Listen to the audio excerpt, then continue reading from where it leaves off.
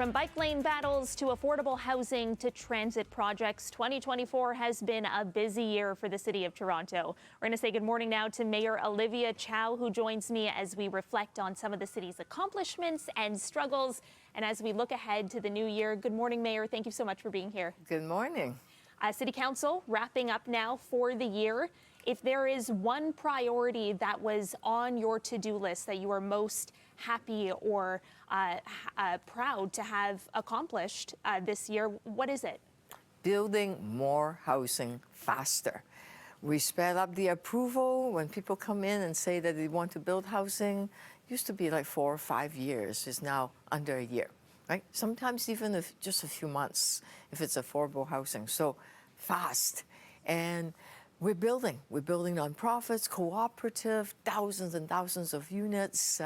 In fact, later today, I'm about to do a shuffle, break ground. Yes. There's a unit in, quite a few units in Kensington Market. So lots of housing being built.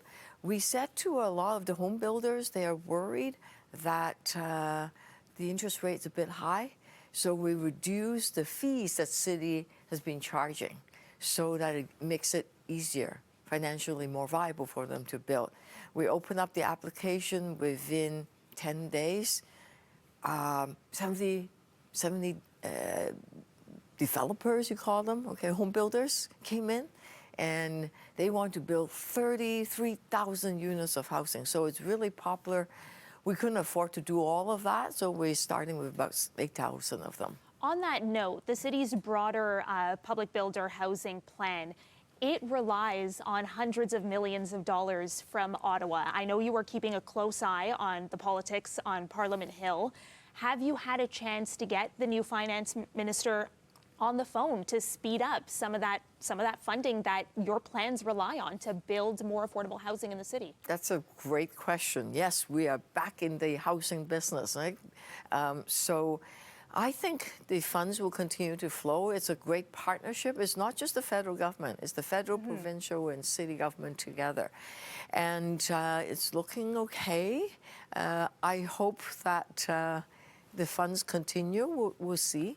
We'll see in the new year. But right now, it's fine. Have you had a chance to speak with the new finance minister? No, not yet. However, we've sat down before. Dominic LeBlanc, I used to be a member of Parliament, so I know him personally.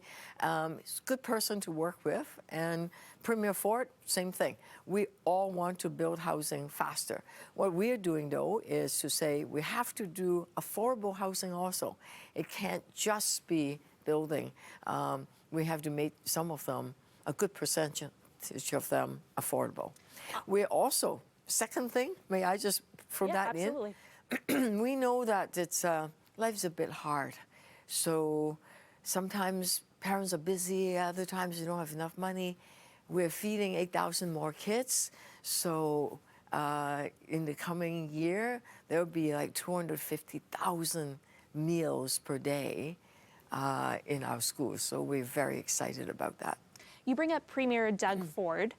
We know that in the new year, you're facing a big battle when it comes to bike lanes because they could be ripped up on University, Yonge, Bloor, in 2025, March of 2025.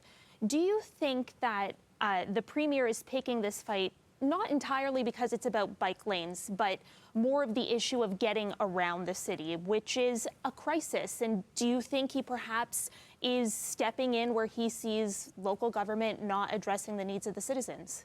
Oh, absolutely. Congestion is a problem. That's why we are making construction faster, and we're coordinating the construction. We're investing in public transit. But bike lanes, I'm trying to see if we could come up with some kind of compromise that we could add back the car lanes, but still keep the bike lanes in some parts of that. So, for example, on Bloor. Is there anything that the city can actually tangibly do? Because at the end of the day, you're a product of the provincial government. You've got to enforce provincial law. Well, collaboration is always better.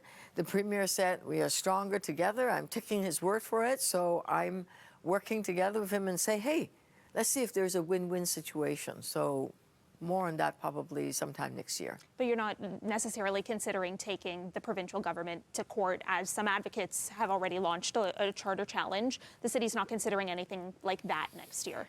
And, well, you know, spending a lot of money on lawyers, that's not, let's not do that. Let us keep the money, feed more kids, build more homes, like, you know, keep the traffic moving.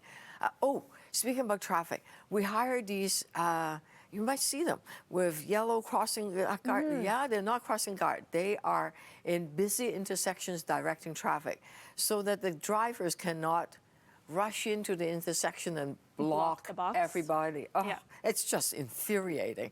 So we have 60 of them that we just hired so that just get the traffic moving.